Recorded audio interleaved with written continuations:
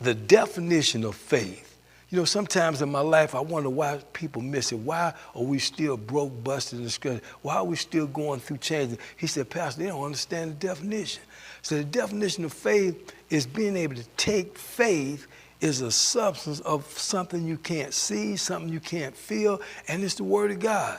You can't feel it, you can't touch it, and it has no substance. And you go back and look at Amplified, it says faith is a title deed. I want you to know that the Word of God has been given to you as a title deed. Just like you own the title to your car, you own the title to your house, you own the title to this Word. The only reason why you're not seeing it manifest because you're not uniting faith with it. So just understand something. You're going to have to speak to the opposition, or opposition is going to speak to you. You're going to have to stop looking at what you see, feel, or think, and let it determine your destiny. Stay in the Word. Believe what it says. It will do what it says, and it can't come back void if you unite faith with it.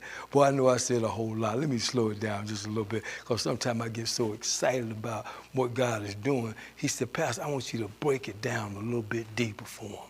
I want them to understand that this faith is that same faith that Abraham had when he was 99 years old, and everybody counted him out. Everybody said it was impossible. They were laughing at them like they were laughing stock of the town. But they stayed in the faith lane and didn't operate in the sight lane, and he and Sarah had a child. I want you to know Abraham had 6 more kids after he was 100 years old. I want you to know faith never stops working. It doesn't get old. It gets renewed every time you put it back in your heart and believe and start speaking against the opposition. I want you to start speaking against your opposition. Stop squalling and balling and sitting around looking at what you got. Don't let anybody come to you talking about, well, you came from this kind of family, and you don't have this, and you don't have that. That's the devil speaking to you to paralyze your faith so that you can't get access to what God has. I tell you, he wants you to rest in his word. Only way you can rest in it, you have to have faith. He says it's impossible to please me without faith. Why did he say that? Because if you can't call that word into existence without seeing it, you can't have what it says. And then you're going to be doomed to what you see, feel, or think. And the devil will dictate your future and say, you came from this kind of family, that's where you're going to end up. You don't have this is where you're going to end up. Oh, you're sick. Don't even worry about it. You're not going to get healed.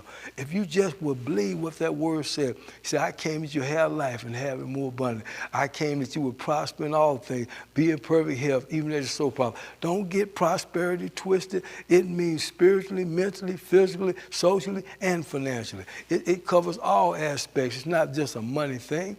You know, I'll tell you something. Our God is awesome, and he gave us the promise, and he said, now, if you just take the definition of faith and unite it with the word, I can give you access to everything that the kingdom has. I can take you out of your brokenness. I can heal your sickness. I can bring you from poverty, and the blessing of the Lord make one rich and add no sorrow to it. I can turn your kids around. And then here's the beautiful thing. Then I can bless your families from generation to generation to generation. Hey, look, brothers and sisters, take this definition and put it to work. It's time to overcome the obstacles and difficulties that you've been facing that seem to be impossible. I want you to know this. Nothing is impossible for you when you got faith. God bless you.